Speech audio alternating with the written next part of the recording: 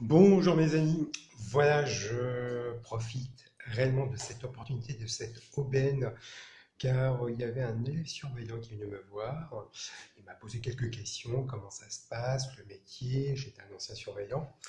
Donc, voilà, moi je lui ai répondu humblement que suite à une réussite de concours que j'avais obtenu en novembre 2005, donc je vous fais le courrier, voilà, novembre 2005, de surveillant pénitentiaire euh, sous le code de l'administration pénitentiaire, bien sûr. Donc, à partir de là, je lui ai dit que moi, j'aimais le droit, j'ai reçu le concours d'État, catégorie C, parce que j'aime le droit, mais surtout ça aussi parce que j'ai effectué les services militaires, deuxième régiment d'infanterie de marine, Quinzaine-Mangin, et j'avais envie d'autre chose, parce que je viens de le monde de l'entreprise.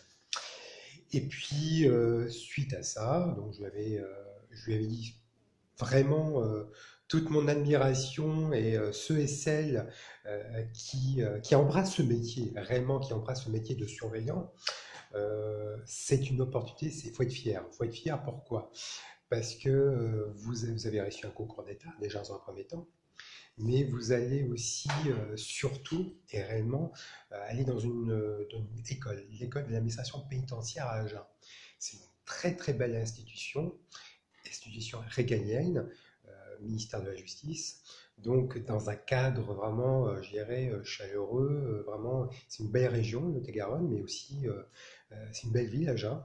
Donc, c'est une belle institution. Ce que je peux, moi, je retiens j'ai une belle expérience.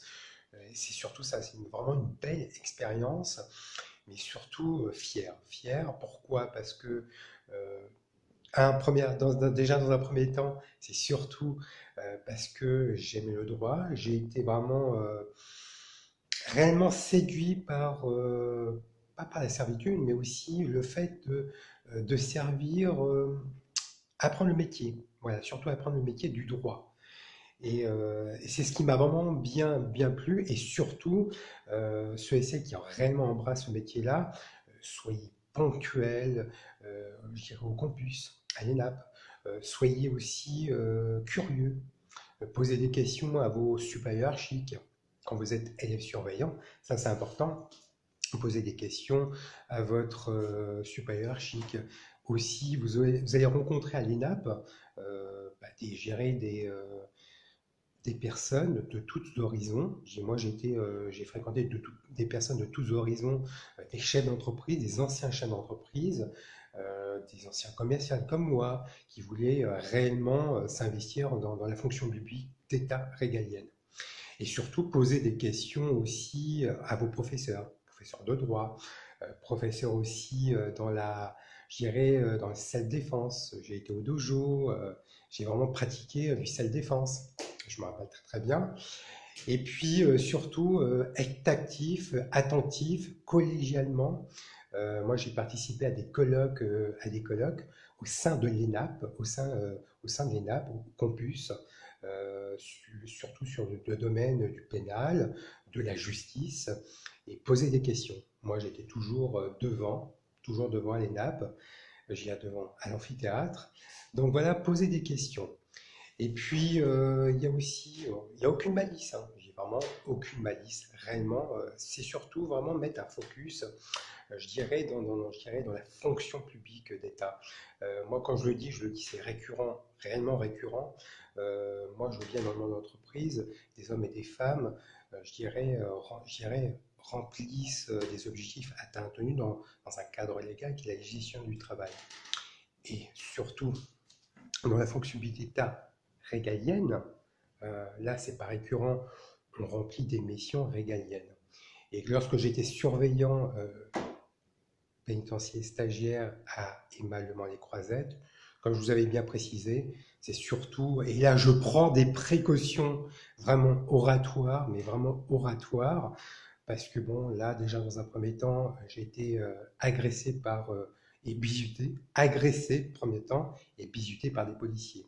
Alors après, je peux pas vous dire, c'est pour ça que je me mets en retrait et je mets des précautions oratoires, parce que je vais en cours de cassation, j'ai été victime, voilà, j'ai été victime et je vais en pouvoir en cassation contre ces personnes-là, déjà dans un premier temps, auprès des voilà, contre ces services de renseignement.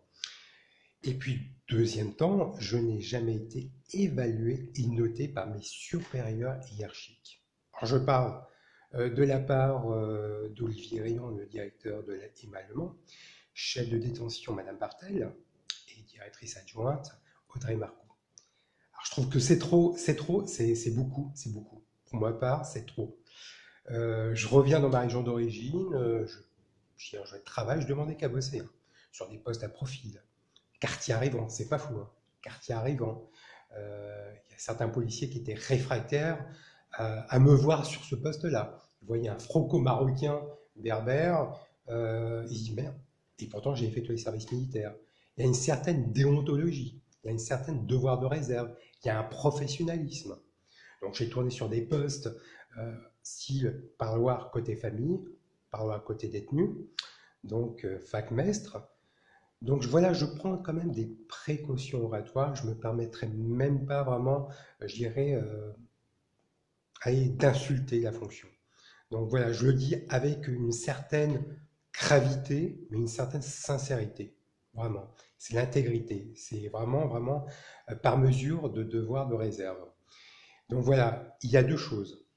Tribune administrative pour je dirais, la non-évaluation et non-notation de mes parts, de mes supérieurs hiérarchiques, et l'agression raciste à caractère discriminant, bizutage à mon égard lorsque j'étais surveillant, pénitencier, stagiaire et malement les croisettes.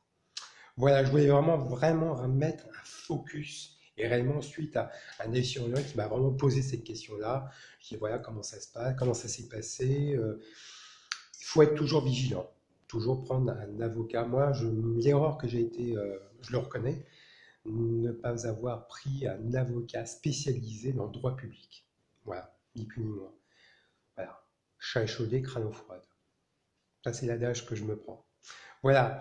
Et ben, je vous remercie de m'avoir écouté et je vous souhaite une très belle et excellente après-midi. Au revoir.